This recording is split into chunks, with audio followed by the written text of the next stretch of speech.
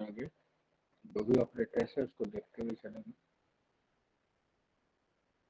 तो रिलेशनल भी ऑलमोस्ट है ना सब मिलियर होंगे इससे ना, equal to, not equal to, greater than, less than और greater than, less than, equal to, ये सारे जो होंगे मतलब जहाँ पे हम क्या करते हैं रिलेट करते हैं किसी वैल्यू को, इनइक्वलिटी भी कह सकते हैं, ठीक है, इक्वलिटी एंड इनइक्वलिटी, वो सारे हमारे रिलेशनल ऑपरेटर्स के अंदर।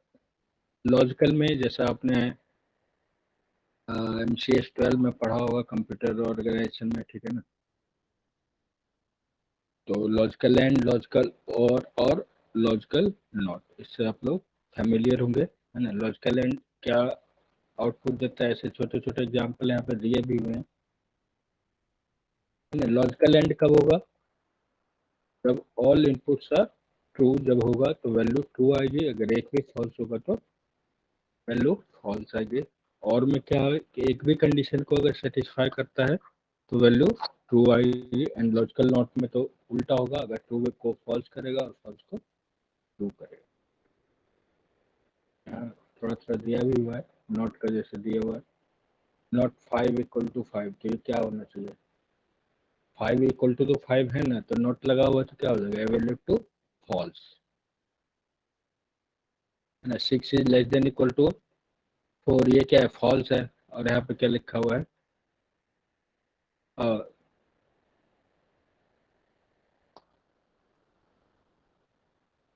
नॉट है, और ये क्या है, फॉल्स है, तो नॉट फॉल्स है तो क्या होना चाहिए, ट्रू वैल्यू आनी चाहिए, ठीक है ना, क्योंकि 6 is less than equal to 4, ये क्या है, फॉल्स है, और आगे नॉट लगा हुआ है तो इसका वैल्यू आउटपुट क्या आएगा, ट्रू आएगा, यानी not true equal to false, evaluate to false, and not false evaluate to true.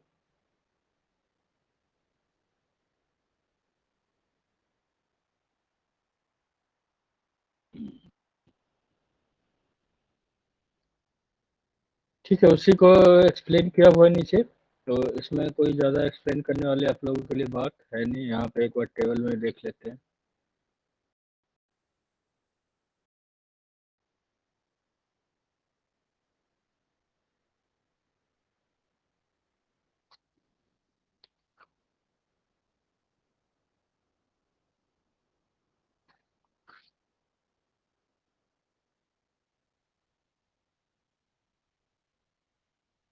क्या बात है, कोई जोड़ रहा है, कोई छोड़ रहा है, क्या है? अब देख सकते हो यहाँ पे एंड ऑपरेटर का, जैसा मैंने बताया था, है ना, if both inputs are true then output will be true, if anyone will be false then output will be false. इसी का जस्ट अपोजिट और ऑपरेटर के लिए है ना, इफ एनीवन, ऑपरेंड कह सकते हो, इनपुट कह सकते हो, ठीक है, यहाँ पे एज ऑपरेंड ले रहे हैं, तो if any operand is true then output will be, या रिजल्ट विल बी ट्रू। तो इसके सिंबल और इसका रियल में आउटपुट होगा।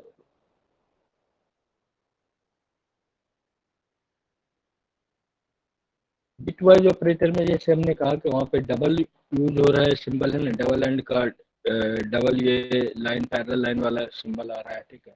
तो इसमें क्या होता है कि बिट बाय बिट हमें जो है कंपेयर करना होता है, ठीक है, उसके लिए ये सिंपल है, बिट वाइज ऑपरेटर सी में अगर आपने पढ़ा होगा तो उसमें एक ना खास टॉपिक है जिसमें कि बिट वाइज का हम यूज करते हैं, और शिफ्ट के लिए भी हम यूज करते हैं, जैसे अभी हमने पीछे देखा था कि इसको सी इन सी आउट के लिए भी ऑपरेटर यूज होता है, लेकिन ये ऑपरेटर शिफ्ट लेफ्ट और शिफ्ट राइट के लिए भी यूज होता है, जैसा हमने पीछे थोड़ा सा पढ़ा था कि कुछ ऑपरेटर को क्या करते हैं, हम ओवरलोड करते हैं, यानी कि एक ही ऑपरेटर को अलग अलग पर्पस के लिए हम यूज करते हैं, और ये भी कहीं ना कहीं overloading of less than and greater then, है ना, ऑपरेटर का क्या है, ओवरलोड हो रहा है।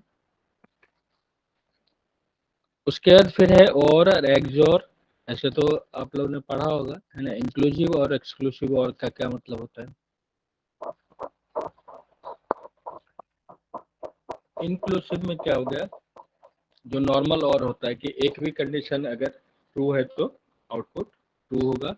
एक्सक्लूसिव और में क्या होगा कि दोनों में से एक ही कंडीशन को ही हम एक बार में सेटिस्फाई कर सकते हैं, ठीक है, दोनों को एक बार हम सेटिस्फाई नहीं कर सकते। फॉर एग्जांपल, या तो आप मूवी देखने जाओगे या क्लास अटेंड करोगे, है ना, दोनों एक साथ काम नहीं कर सकते हो, ठीक है। तो इस तरह का जो आएगा वो हमारा एक्सक्लूसिव और में आएगा। और इंक्लूसिव में क्या है कि भाई आप ये खा सकते हो, कोई चीज़ खाने की चीज़ है, या जहाँ पे क्लास में या पिक्चर हॉल में हो तो साथ साथ आप दो काम कर सकते हो, तो उसको हम इंक्लूसिव और एक्सक्लूसिव और बोलते हैं। उसके बाद फिर आता है आपका प्रेसिडेंस ऑफ ऑपरेटर्स, है ना। तो ये हमने लास्ट क्लास में थोड़ा सा डिस्कस किया था कि जब एक से ज़्यादा ऑपरेटर्स है तो उसको कैसे हम एवेलेट करें, लेफ्ट टू राइट करें, राइट टू लेफ्ट करें। वो सेम ऑपरेटर भी हो सकते हैं और डिफरेंट ऑपरेटर। तो ये तो बिल्कुल मैथमेटिकल ऑपरेटर्स हैं, इसमें तो सबको पता है। जैसे ये दिया हुआ है तो यहाँ पे, है ना, अगर ब्रैकेट लगा हुआ है तो पहले सबसे पहले क्या करेंगे, ब्रैकेट को सिंप्लीफाई करेंगे, है ना। यानी इसका अगर रिजल्ट देखा जाए तो इसमें क्या आएगा, है ना, 7 को 2 से डिवाइड करेंगे तो remainder will be 1, and then 5 + 1 = 6 value आनी चाहिए, ठीक है। इसी को अगर इस तरह से सॉल्व करेंगे तो क्या आएगा, 5 + 7 12 डिवाइडेड बाई 2, तो रिमाइंडर विल बी 0। तो सेम एक्सप्रेशन में अगर ब्रैकेट्स में भी चेंज आता है तो उसको हम अकॉर्डिंगली सॉल्व करेंगे। ये तो नॉर्मली बॉड मास पे बेस्ड है।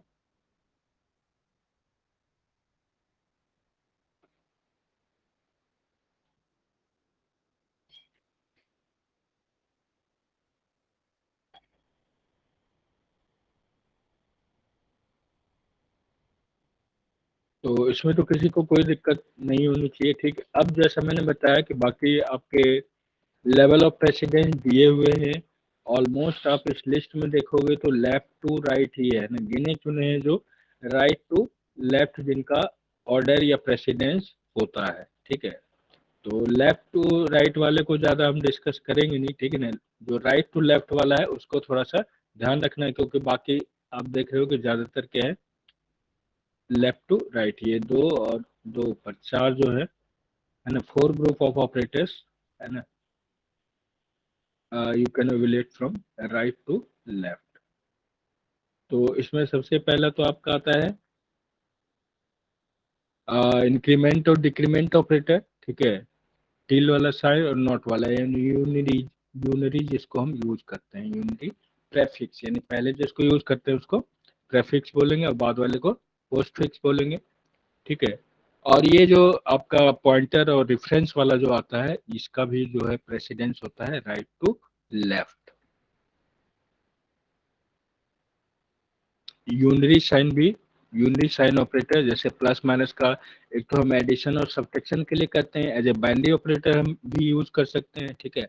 और यूनरी ऑपरेटर यूज करते हैं साइन रिप्रेजेंट करने के लिए, है ना, कि पॉजिटिव है या नेगेटिव है। तो अगर एज ए यूनरी यूज करते हैं तो इसका प्रेसिडेंस जो है वो राइट टू लेफ्ट होगा। और एक टाइप कास्टिंग, ठीक है, ये भी एक ऑपरेटर है, भले वर्ड में लिखा गया है लेकिन इसको हम क्या करते हैं, डेटा टाइप को एक फॉर्म से, वन डेटा टाइप को अनदर डेटा टाइप में चेंज करने के लिए, कन्वर्ट करने के लिए हम इसका यूज करते हैं। तो इसका भी प्रेसिडेंस जो है वो राइट टू लेफ्ट होगा। उसके बाद एक आपका वो है टर्नरी ऑपरेटर, कंडीशनल जिसको बोलते हैं, ठीक है ना। कंडीशनल ऑपरेटर सी में जैसे होता है बिल्कुल सेम है कंडीशनल ऑपरेटर, इसमें ना एक ही साथ कंडीशन लगाते हैं कि अगर ट्रू है तो ये आउटपुट दे और नहीं तो दूसरा आउट, तो ये भी राइट टू लेफ्ट होगा। उसका असाइनमेंट के साथ जुड़े हुए जो भी ऑपरेटर्स हैं, ठीक है ना, उसको भी राइट टू, उसकी भी प्रेसिडेंसी क्या है, राइट टू लेफ्ट है। तो इसको ध्यान रखना है। बाकी सबका आप देख रहे हो कि लेफ्ट टू राइट ही प्रेसिडेंसी है, तो इसमें कोई ज्यादा है ना रटने की जरूरत नहीं है। ये दो चार जो है कोई ध्यान रखना। बाद कुछ स्पेशल ऑपरेटर्स हैं, जैसे कि इंक्रीमेंट एंड डिक्रीमेंट ऑपरेटर हम यूज करते हैं, ठीक है। उसको भी एज ए प्रीफिक्स और पोस्टफिक्स दोनों को यूज करते हैं। Increment and decrement operators can be use two ways, है ना। इस तरह से तो प्रीफिक्स होगा या फिर पोस्टफिक्स होगा, दे में आइदर प्रेसीड और फॉलो द ऑपरेंड, यानी पहले आएगा या फिर बाद आएगा, उसी चीज को कह रहे हैं प्रेफिक्स वर्जन बिफोर।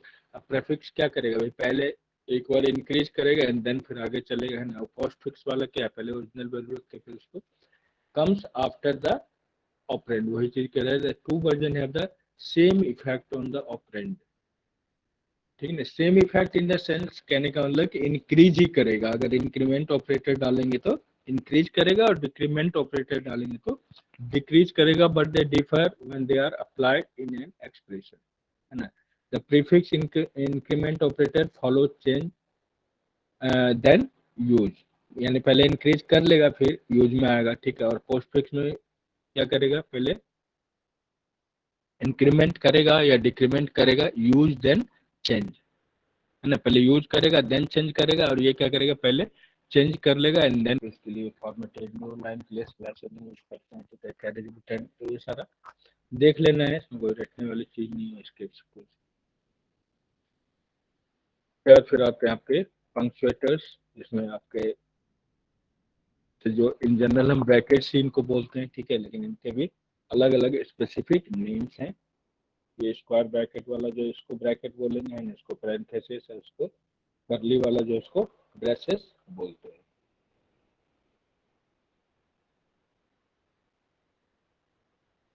तो इन तीनों ब्रैकेट्स या पैरेंथेसिस जो भी हैं, तो इनमें क्या है कि जितने नंबर ऑफ है ना ओपनिंग होंगे उतने ही क्लोजिंग भी होने चाहिए, ठीक है। इससे भी सिंटैक्स चेक होता है। कॉमा हमने देख लिया कि use as a separated use होता है, सेमी कॉलम क्या होता है, टर्मिनेट करता है, टर्मिनेट को शो करता है। कॉलन का यूज हम लेवल के लिए यूज करते हैं। अगर असेंबली प्रोग्राम क्या होगा तो उसमें देखा होगा कैसे हम एक लेवल से दूसरे लेवल में जाते हैं, तो उसको हम कॉलम से। एस्ट्रिक क्या यूज होता है, एज ए पॉइंटर डिक्लेरेशन, है ना, या फिर मल्टीप्लिकेशन ऑपरेटर, इसको भी हम क्या करते हैं, ओवरलोड करते हैं ना, इसको एज ए पॉइंटर भी के लिए भी यूज करते हैं और मल्टीप्लिकेशन के लिए भी यूज करते हैं। फिर है equal sign, it is use an assignment operator. Value pass होती है, जैसे ए इक्वल टू बी है तो बी की वैल्यू कहाँ चली जाएगी, ए में चली जाएगी। ये पीछे एक छोटे से प्रोग्राम में देखा भी था। उसके बाद पाउंड साइन ये है and as a preprocessor directive, जैसे देखा था कुछ कांस्टेंट वगैरह पाई के लिए हमने डिफाइन किया था, तो उसके लिए ये पाउंड साइन का हैश का यूज करते हैं। उसके बाद फिर आपका है कंट्रोल स्ट्रक्चर। तो कंट्रोल स्ट्रक्चर में आपका जैसे सी में है सारा वही वाला आएगा ना। सिलेक्शन और कंडीशनल स्टेटमेंट पहले आएगा, है ना। इफ एल्स, फिर नेस्टेड इफ एल्स, या स्विच स्विच वाला केस आएगा, है ना, जिसमें कई सारे ब्लॉक में हम डाटा को डिक्लेयर करते हैं, है ना। और वो हर ब्लॉक को चेक करेगा, अगर वैल्यू ट्रू होगी तो एग्जीक्यूट करेगा, नहीं तो वो नेक्स्ट ब्लॉक में चला जाएगा। तो ये सब आगे एग्जाम्पल के थ्रू और इसके फॉर्मेट के थ्रू और अच्छी तरह से उसको समझते हैं, है ना। इफ अगर सिंगल स्टेटमेंट है ना, तो कोई ब्रेसेस वगैरह डालने की जरूरत नहीं है। एक एक्सप्रेशन दिया हुआ है, हर कंडीशन को सेटिस्फाई करता है, तो जो उसके अंदर ब्लॉक के अंदर या बॉडी ऑफ इफ जो आता है उस स्टेटमेंट को एग्जीक्यूट करेगा। इस पर छोटा सा एक प्रोग्राम भी दिया हुआ है, ये भी चलते हैं आगे।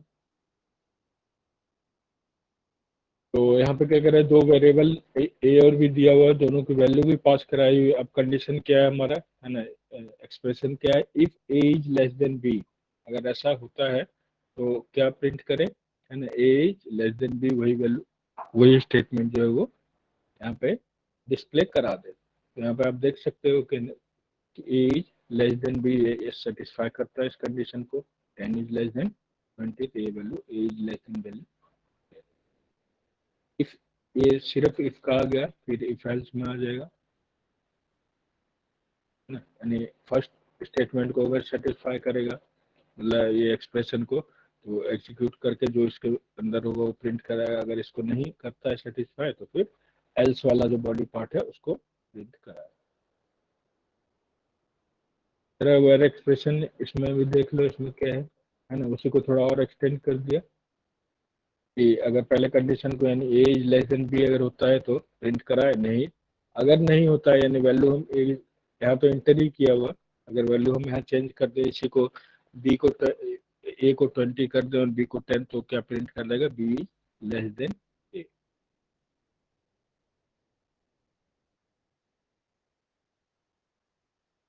ना तो ये अपने हिसाब से हम इसमें स्टेटमेंट डाल सकते हैं, ए इज लेस देन बी या ए इज ग्रेटर देन बी भी डाल सकते हैं ना। तो जैसा अपना स्टेटमेंट डालेंगे तो यहाँ पे उसी फिर वही सेम स्टेटमेंट आ जाएगा आउटपुट, है ना, क्योंकि वैल्यू वही सेम ही डला हुआ है जो अभी पीछे वाला प्रोग्राम था उसमें।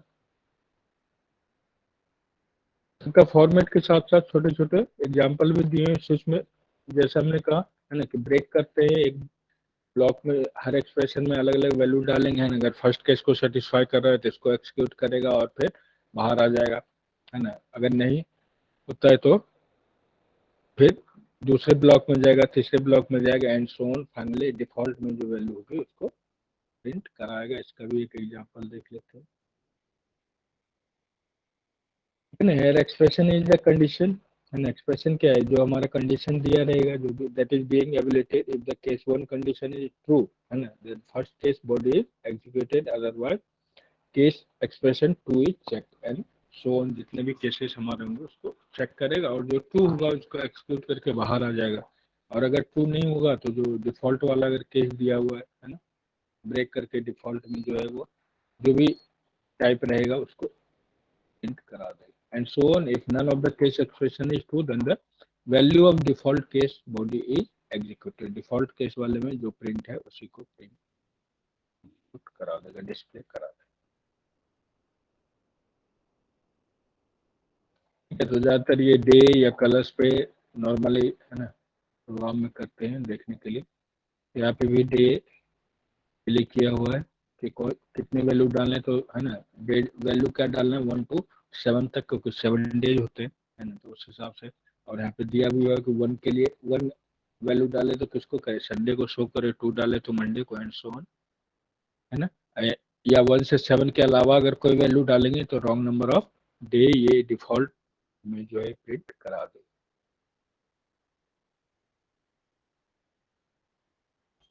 ठीक है ना, जैसे 4 एंटर किया, है ना, पहले तो डिस्प्ले करेगा कि enter number of weeks, date, किस डेट को आप जानना चाह रहे हैं। 4 इनने एंटर किया तो 4 कौन सा है, वेडनेसडे, यहाँ पे डिस्प्ले करा देगा। इसी में धीरे धीरे कॉम्प्लेक्सिटी इसकी बढ़ती जाएगी, है ना, डेप्थनेस बढ़ती जाएगी। जैसे नेस्टेड इफ स्टेटमेंट हो गया, है ना, इसमें हम कई चीजें यूज करते हैं। ग्रेडिंग के लिए हम यूज कर सकते हैं, मार्क्स देखने के लिए या डिवीजन देखने के लिए, कौन सा डिवीजन में पास हुआ, है ना। तो आजकल तो ग्रेडिंग होती है, तो ग्रेडिंग जैसे 90 to 95 आया तो ग्रेड ए प्लस डाल सकते हैं, उससे कम आया तो, है ना, ए, फिर बी, बी प्लस भी होता है ना। तो जितना मर्जी हम उसमें ग्रेडिंग करके उसको नेस्टेड जो है वो बना सकते हैं। इस तरह के प्रोग्राम में हम ये नेस्टेड इसका यूज करते हैं।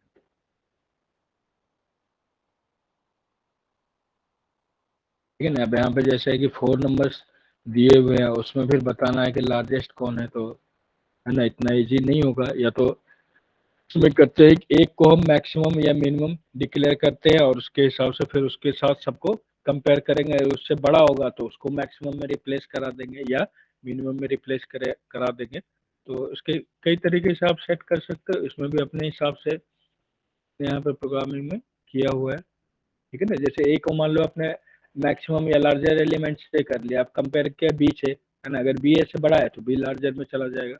इस तरह से सबके साथ कंपेयर करके फिर देखेंगे जो फाइनली, तो यहाँ पे भी ये कंडीशन जो है नेस्टेड में ही आ जाएगा। जैसे हम देखो a is greater than b, a is greater than c, a is greater than d, यानी तीनों से कंपेयर किया। अगर कोई भी ए से ग्रेटर होगा तो लार्जेस्ट कौन हो जाएगा, ए हो जाएगा, नहीं तो फिर अगर ये ए तीनों से बड़ा है तो लार्जेस्ट कौन होगा, ए होगा। और अगर नहीं आता है तो लार्जेस्ट फिर।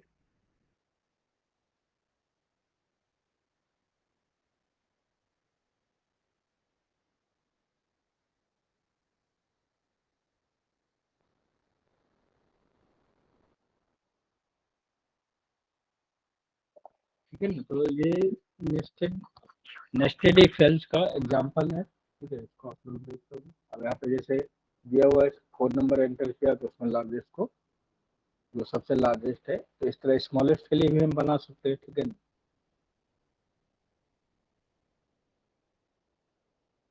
क्या फिर आपका, है ना, वो तो आपका कंडीशनल स्टेटमेंट में आ गया। इफ एल्स और नेस्टेड इफ एल्स, ये तीनों का हम यूज करते हैं, जैसा प्रोग्राम की डेप्थ होगी उस हिसाब से। उसके बाद फिर इटरेटिव में यानी लूपिंग में हमारे 4 टाइप्स के होते हैं। ठीक है, और 3 टाइप्स के ही होते हैं बेसिकली, इनको फिर हम नेस्टेड भी बना सकते हैं, फॉर, वाइल और डू वाइल लूप जो है। तो तीनों के अपने अपने अलग अलग सिंटैक्स हैं, है ना। फॉर के लिए भी हम क्या करते हैं, पहले इनिशियलाइजेशन करते हैं। ठीक है, फिर पहले डिक्लेयर करते हैं, ठीक है, फिर इंक्रीमेंट या डिक्रीमेंट जो भी करना है उस हिसाब से इनिशियलाइजेशन, फिर कंडीशन एंड देन फिर, है ना, अगर उस पहले इनिशियलाइज करेंगे, एक कंडीशन डालेंगे और उसको सेटिस्फाई करता है तो अकॉर्डिंगली फिर इंक्रीज या डिक्रीज जैसा भी बॉडी ऑफ द लूप होगा। इसका भी एग्जांपल देख लेते हैं। इसमें भी सबसे पहले क्या होगा, इनिशियलाइज करेगा, ठीक है, फिर कंडीशन को चेक करेगा एंड देन फिर अकॉर्डिंगली इंक्रीज या डिक्रीज जो भी हम डालेंगे यहाँ पे उस हिसाब से। तो generally it is an initial value setting for an counter variable that is executed only once. और जैसे भी इंक्रीमेंट और डिक्रीमेंट के लिए क्या होता है, काउंटर इंटरनली यूज होता है, वही हमारा काउंट करके शो करा।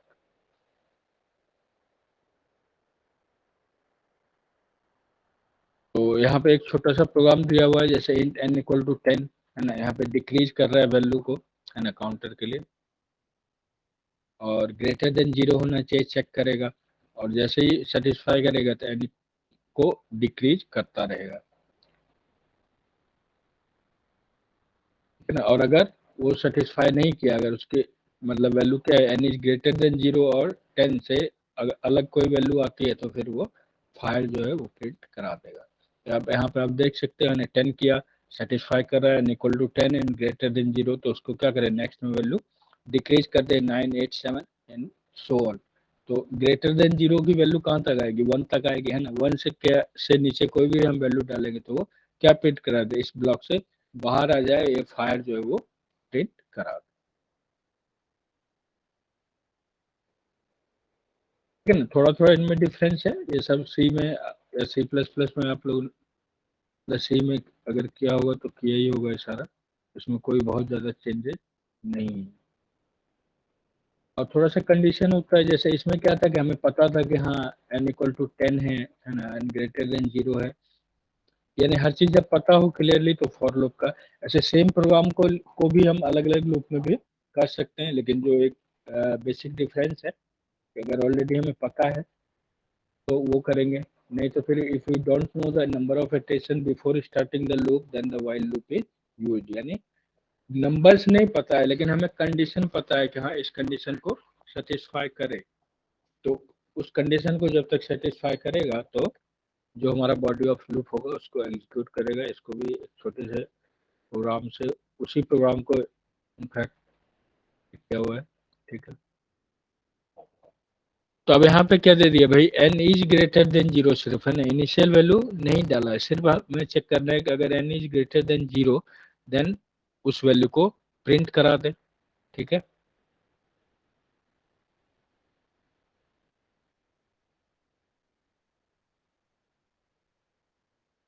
यहाँ पे भी 8 वैल्यू डाला हुआ है, ठीक है। When execution of program start, the user is सबसे पहले क्या चेक करेगा, n should be greater than equal to greater than 0, यानी पॉजिटिव वैल्यू होनी चाहिए।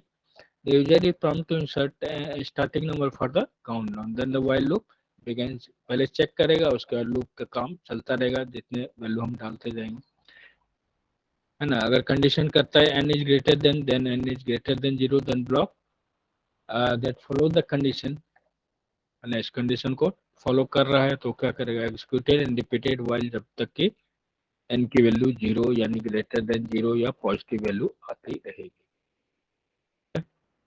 और वाइल और डू वाइल में भी थोड़ा सा डिफरेंस है, ठीक है। इसको एंटी इंडोल्ड बोलते हैं और इसको वाइल को एंटी इंडोल्ड और इसको एग्जिट इंडोल्ड बोलते हैं। इसमें क्या है, एक बार तो एग्जीक्यूट जो है वो पहले हो गए, उसके बाद आगे चले गए। एग्जिट पे ये फोकस करता है और ये एंटी पे फोकस करेगा, क्योंकि यहाँ पे क्या है, डू पहले करो कुछ, उसके बाद फिर कंडीशन वगैरह चेक होगा, एक बार कम से कम एग्जीक्यूट तो होगा ही। It evaluates its test expression and at the bottom of the loop after executing its loop body statement। इसका भी एग्जांपल देख लेते हैं, ठीक है। ये फॉर्मेट है इसका, डू वाइल टेस्ट कंडीशन यहाँ से चेक करेगा। तो पहले चेक कर रहा था टॉप में, और यहाँ पे क्या होगा, बॉटम में चेक होगा, इसलिए इसको वाइल और डू वाइल को एंटी इंडोल्ड और एग्जिट इंडोल्ड लूप भी बोला जाता है। तो कहीं ना कहीं आपने देखा कि तीनों लूप के लिए जो है स्टेशन वाला हमारा था, है ना, उसमें एक ही प्रोग्राम को दिया हुआ है, ठीक है। थोड़ा हल्का हल्का चेंज करके यहाँ पे जैसे कि एक अनसाइंड लॉन्ग एन है ना, बड़ी वैल्यू डाल दें और फिर enter the number 0 to end, और यहाँ पे आप देख लो कि वैल्यू क्या प्रिंट करा है। पहले तो इंटर करेंगे है ना, 0 टू एंड तक अगर वैल्यू आती है तो अनसाइंड लॉन्ग लॉन्ग इंट की वैल्यू है ना काफी रेंज बढ़ जाती है, 4 बाइट हो जाती है, तो उस हिसाब से कोई भी बड़ी वैल्यू हम डाल सकते हैं, ठीक है ना। यहाँ पे भी देख रहे हो लाख्स में वैल्यू आ रही है, 10 लाख में इनफैक्ट है ना, 1,60,000। तो ये बड़ी वैल्यू है क्योंकि इसलिए यहाँ पे जो डेटा टाइप लिया हुआ अनसाइंड भी लिया हुआ है यानी, और लॉन्ग भी लिया हुआ है।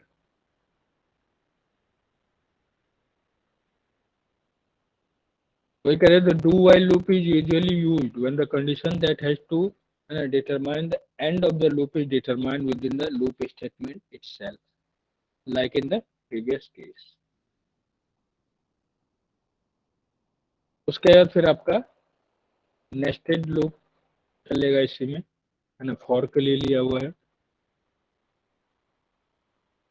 पिरामिड वगैरह बनाने का जो वो चलाते हैं, ठीक है, मतलब एक रो बाय एक कॉलम बाय दो लूप चलेंगे। कोई भी टेबलर फॉर्म में लेने के लिए हमें क्या है, टेबल क्या है, 2 डायमेंशनल लेने, 2 डायमेंशनल स्ट्रक्चर है। और यहाँ पे आप देख सकते हो कि यहाँ पे जो हैश इंक्लूड के साथ आईओ स्ट्रीम डॉट एच तो लिया ही हुआ है, कोन्यू डॉट एच भी लिया हुआ है क्योंकि वैल्यू हम है ना अपने सिस्टम से या कीबोर्ड के थ्रू डालते हैं, और मैथ डॉट एच क्योंकि यहाँ पे कहीं ना कहीं हम मैथमेटिकल फंक्शन स्पेसिफिकली कर रहे हैं तो इससे हेल्प मिलेगी। तो सबसे पहले क्या करना है, inter the number of rose in the pyramid, कितने रोज में आपको बनाना है, ठीक है, और वो वैल्यू क्या होगी, एन होगी। इनिशियलाइज पहले करेगा है ना, आई इक्वल टू 1 से लेके चेक करता रहेगा जब तक कि उसकी वैल्यू है ना लेस देन और इक्वल टू एन ना आए, और आई की वैल्यू क्या करेगा, इंक्रीज यानी बढ़ता चला जाएगा।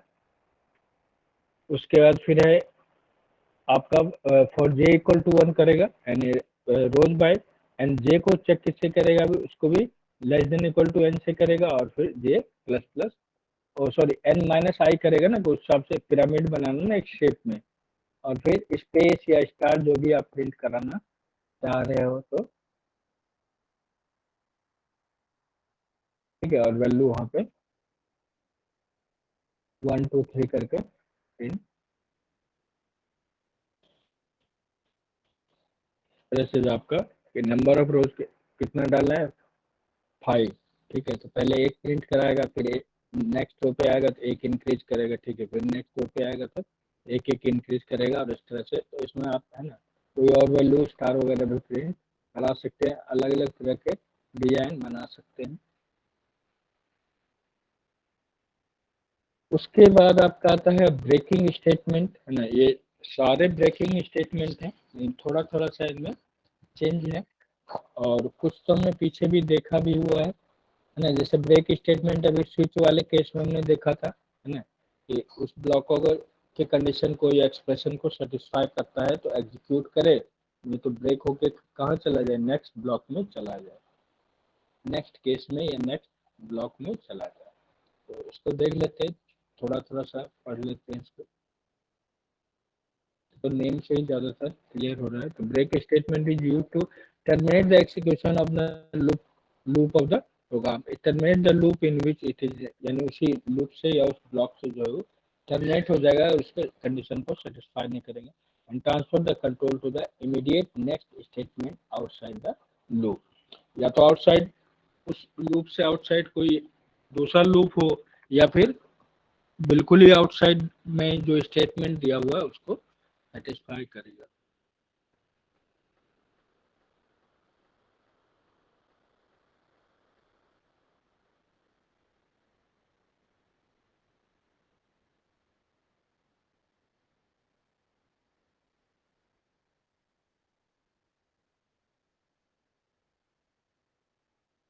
ठीक है, तो यहाँ साफ साफ वही चीज दिया हुआ है, break statement is normally use in switch conditional, normally है ना, ज्यादातर मतलब ऑलमोस्ट जो है ये कंडीशनल स्टेटमेंट में यूज होता है।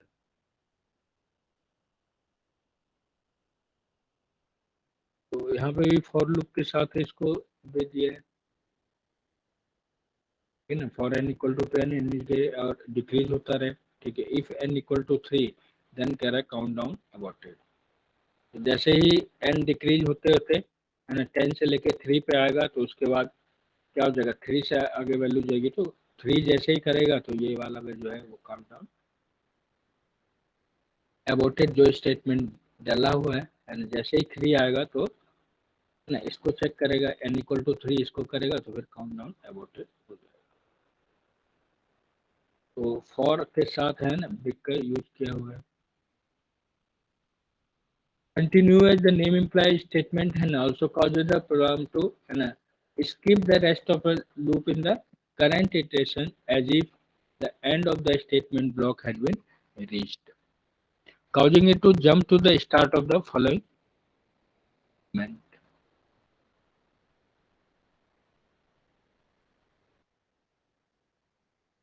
ठीक है ना, तो इसका भी बहुत ज़्यादा यूज तो वही सेम ही प्रोग्राम पे इसको भी शो कराया हुआ है। ठीक है, यहाँ पे कंटिन्यू दिया हुआ है कि कंटिन्यू का cause the program to skip the rest of level in current iteration as if with the end of statement block have been reach. जब तक है ना एंड तक नहीं इस ब्लॉक को सेटिस्फाई कर लेगा, चेक करता रहेगा, और कब कब करेगा, जब एन इक्वल टू 5 आ जाएगा तब तक क्या रहेगा, कंटिन्यू करता ही रहेगा।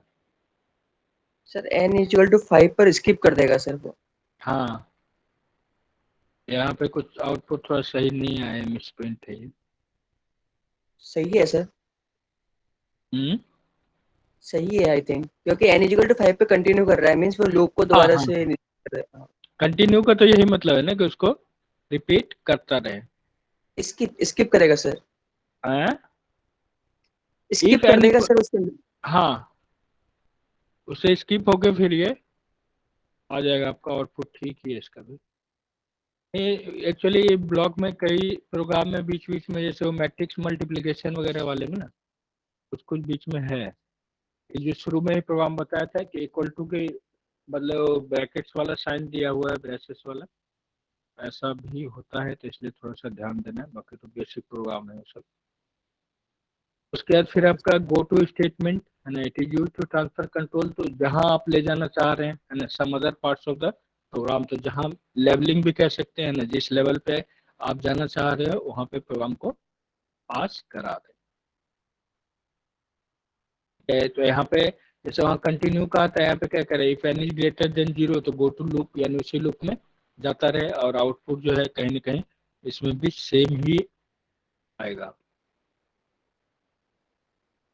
ना। चेक करे यानी जब तक positive value n is greater than 0 यानी 1 तक आएगा, जब तक लूप में ही उसी लूप में जाता रहे, और इनिशियली वैल्यू जो भी है उसको है ना एन इक्वल टू 10 है तो उसको डिक्रीज करता रहेगा और चेक करता रहेगा। डिक्रीज जैसे किया 10 से 9, तो यानी कि पॉजिटिव वैल्यू जब तक आएगी यानी 1 तक वैल्यू आएगी, उसके बाद जो भी वैल्यू डालेंगे तो वो है ना उस लूप से बाहर होकर यहाँ पे फायर जो है प्रिंट करा देगा। Exit statement use to terminate the execution of the program. Exit का तो काम ही है क्या, टर्मिनेट करने के लिए यूज करता है। अगर इस कंडीशन को सेटिस्फाई किया तो ये स्टेटमेंट दे और एग्जिट हो जाए, अगर नहीं किया तो फिर दूसरे वाले स्टेटमेंट को एग्जिट कराए। तो यहाँ पे भी वैल्यू हम कंसोल इनपुट आउटपुट डाल रहे हैं, तो इसलिए conio dot H header file का भी यूज किया हुआ है। तो इस प्रोग्राम को भी देख लो थोड़ा सा।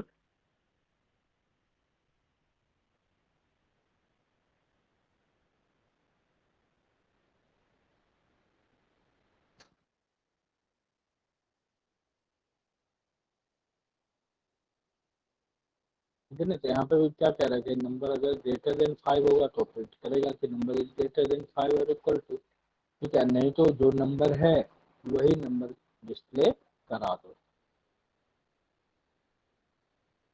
जैसे 2 3 डाला है ना तो वही तो सेम वैल्यू आ गई, और जैसे नंबर 9 यानी ग्रेटर देन 5 एंटर किया तो क्या प्रिंट करेगा, the number is greater then और इक्वल टू 9।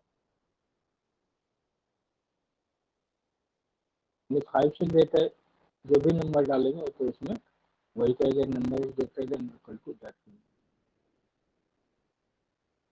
तो यहाँ पे थोड़ा सा इनपुट आउटपुट फॉर्मेटिंग के बारे में देखेंगे। ठीक है, नॉर्मली जो हमारा आउटपुट आता है, ठीक है ना, अनफॉर्मेटेड ही आता है, जो डिफॉल्ट एक फॉर्मेट बना हुआ है उसी पे। स्पेसिफिक अगर हम कुछ डालना चाहते हैं तो उसके लिए आगे भी अभी और डिटेल में ये टॉपिक आएगा, पूरा चैप्टर है। कुछ मैनिपुलेटर्स वगैरह के बारे हैं ना, उसी के लिए हम मैनिपुलेटर्स का यूज करते हैं।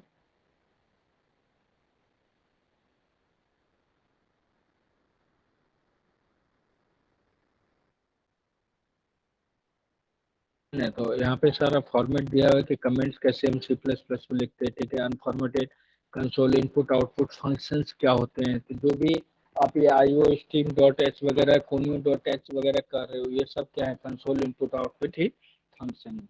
उसके बाद और फॉर्मेटेड फॉर्म के लिए हम सेट डब्ल्यू यानी सेट वेट्स, ठीक है, ये भी इनपुट आउटपुट फॉर्मेटिंग में सी प्लस प्लस में यूज होता है। सेट वेट्स यानी कोई फिक्स नंबर ऑफ कॉलम में डाटा अगर हम आउटपुट चाहते हैं ना कि उसी फिक्स कॉलम पे आए, या कोई ब्लैंक कॉलम होता है तो उस पर हम कोई चीज़ ऐड करना चाहते हैं जैसे स्टार या ब्लैंक स्पेस या हैश साइन, ठीक है, तो उस सब के लिए इसका यूज होता है। वो आगे जैसे जैसे प्रोग्राम में आता जाएगा तो और क्लियर होता जाएगा। बाकी आईओ स्ट्रीम डॉट एच है ना, इसका हम यूज करते हैं ना, वाइड मैन, ये सारे जो है हमारे कर्ली ब्रैकेट्स एंड ये सब जो बेसिक चीजें हैं ये ऑटोमेटिकली आती है। इसको डिटेल में मैं देखें, कमेंट देखो यहाँ दो तरह से दिया हुआ है, या तो ये डबल स्लैश हम यूज कर सकते हैं, ठीक है, या फिर इस तरह से भी हम कर सकते हैं। तो नॉर्मली सिंगल लाइन का अगर कमेंट है ना, तो ये यूज करते हैं, और मल्टीपल लाइन्स के हैं तो ये भी हम यूज कर सकते हैं।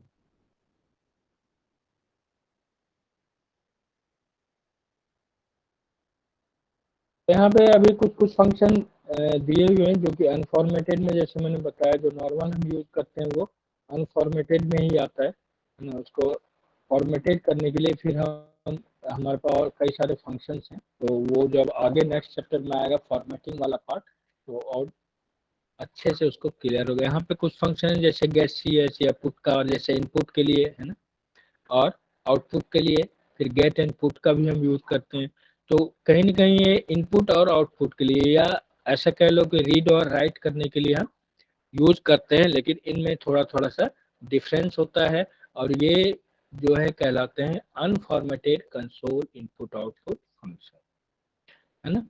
The header file for this function is, इसके लिए क्या होता है, stdio.h, क्योंकि सी में भी हम इसका यूज करते हैं, should be included in the beginning of the program. तो अब इनका मीनिंग थोड़ा थोड़ा सा डिफरेंस है। गेट सी एच क्या करे, यूज टू एक्सेप्ट द है input character which is type by the keyboard है ना during the execution of program. Put char क्या है, डिस्प्ले कराने के लिए होता है, ठीक है। फिर गेट एंड पुट का are the string of function in the programming language, यानी थोड़ा थोड़ा डिफरेंस है। कई बार होता है कि कोई स्पेस हम नहीं प्रिंट कराना चाह रहे हैं, या एक एक कैरेक्टर ही एक बार लेना चाह रहे हैं, उन सब के लिए जो है ये अलग अलग, और ये सारे अनफॉर्मेटेड है ना इनपुट आउटपुट फंक्शन में आते हैं।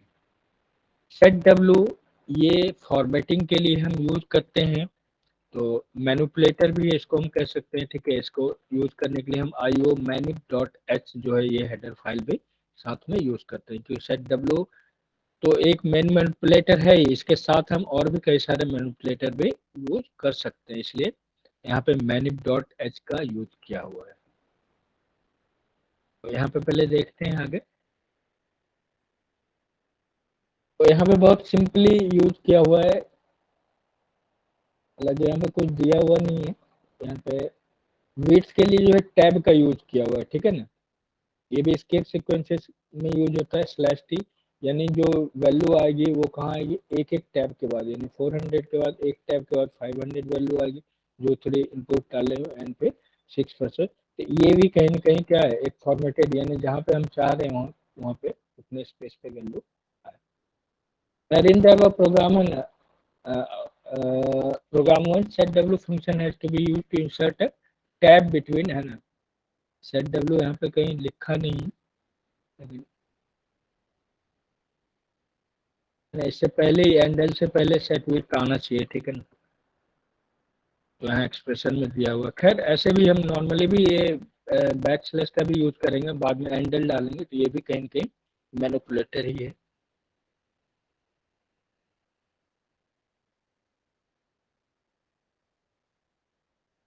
ठीक है। इनलाइन फंक्शन, जब कोई छोटा फंक्शन हमें डिक्लेयर करना होता है ना, बड़ा कॉम्प्लेक्स या बड़ा नहीं फंक्शन होता है ना, इसकी यही लिमिटेशन है कि inline function is written in one line when they are invoked, है ना। इसको किसी के अंदर या किसी फंक्शन पे डिपेंडेंट नहीं बनाते, लेकिन ये कॉम्प्लेक्स फंक्शन के को हम एज ए इनलाइन फंक्शन नहीं यूज कर सकते, ठीक है। These functions are very short and contain one और two statement maximum. So inline functions are functions where the call is made into inline function and the actual code then gets placed in the call it program. तो इसका जो format है ना, format में देख लेते हैं। फॉर्मेट अगर किसी छोटे फंक्शन को हमें इनलाइन डिक्लेयर करना है तो उसके लिए सबसे पहले ये इनलाइन है ना कीवर्ड यूज करेंगे, फिर डेटा टाइप एंड देन फिर फंक्शन नेम एंड अकॉर्डिंगली जो भी आर्गुमेंट हमें पास कराना होगा उसको हम पास करा सकते हैं। कीवर्ड इनलाइन स्पेसिफाइड में अब एग्जांपल है ना, इसी से पता कंपाइलर को चल जाता है, ठीक है। इनलाइन देने से क्या होता है, कंपाइलर समझ लेता है कि ये इनलाइन फंक्शन है, designate the function as inline function. For example if a program wishes to have a function name है ना x46 को भी नाम डालना चाहता है which return value as integer and with no argument as inline is return as this.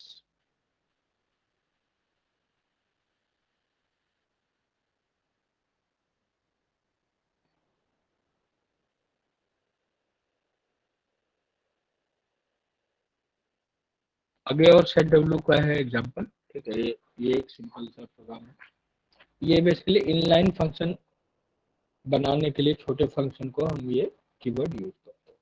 हाँ, अब इसी में और फॉर्मेट करने के लिए क्या आ गया, सेट प्रेसिजन। प्रेसिजन मीन्स तो समझते हो ना कि कॉम्प्लेक्स वो फ्लोट के लिए जो हम रिप्रेजेंट करते हैं ना, या डेसिमल नंबर को जो हम है ना, तो नंबर ऑफ प्लेसेस, डेसिमल के बाद कितने नंबर ऑफ प्लेसेस तक हम वैल्यू चाहते हैं, ठीक है ना, तो that is non as precision. तो ऐसा अगर हम वैल्यू प्रिंट कराना चाह रहे हैं तो उसके लिए हमें सेट प्रेसिजन जो है कमांड डालना पड़ेगा, और इसका फॉर्मेट जो है सेट प्रेसिजन, और कितने प्लेसेस तक हम चाहते हैं उसके लिए इंटीजर वैल्यू डालनी पड़ेगी, ठीक है ना। 1 प्लेसेस, 2 प्लेसेस, 3 प्लेसेस और 4 2।